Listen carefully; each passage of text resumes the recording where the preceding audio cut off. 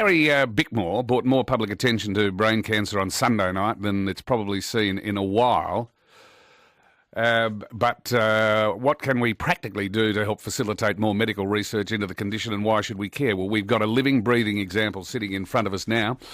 His name is Harry Dunn, who's 16 years of age. Good morning to you, Harry. Good morning. And your dad, who will be well known to 3AW listeners, James Dunn. Morning, James, Ross. perhaps, G'day, John. Maybe, James, Jimmy, you could give us the backstory. Well, January 8th, Harry was at Portsea Back Beach. He was an off-duty lifesaver and was body surfing and had a feeling that brought him back in from the water to sit down on the beach and keeled over with a seizure. Right, okay. And that must have been pretty alarming, young man, eh? Yeah, it was a bit of a surprise. Right, so what was the immediate aftermath of that? You went to hospital by ambulance, did you? Yeah, I did. Once I remembered who I was in the hospital to the Frankston Hospital. And? And for a CT scan, still in my wetsuit, and got news in the morning of a suspected brain tumour. Righto. How did that affect you? Obviously pretty shocking, but hasn't worked out. It's worked out pretty well. Right, so what happened? You had an operation? Yeah, I did have a 5-hour craniotomy, which thankfully removed the tumour. And how was the tumour? It was benign, thank God, but I was very lucky.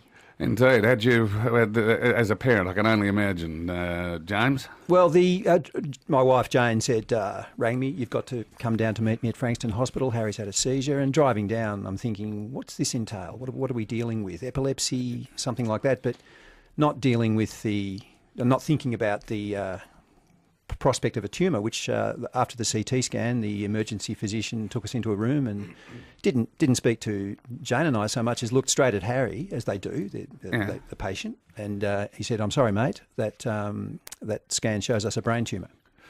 Right, as simple as that? Yes. Right, so, let's deal with you one by one. How did you feel, Harry? Well, a doctor looks you in the eye and says you've got a brain tumour. It's a pretty daunting concept, so I was pretty scared at that moment.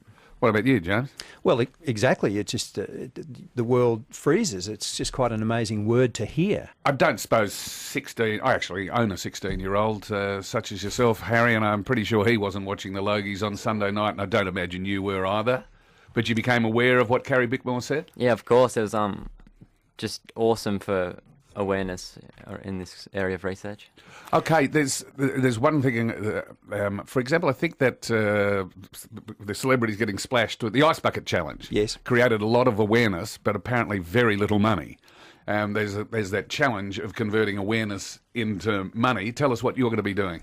September 13th, I'm raising donations for Connor's Run, which is it's a fun run. It's created by the Robert Connor Dawes Fund, which is in memory of a Brighton grammar boy, that passed away of a brain tumour in 2013. He was 18 years old. And so they have created a run. As I understand, it's 18 Ks. Yeah, that's right. There's a 18.8 kilometre and a 9.6 kilometre run.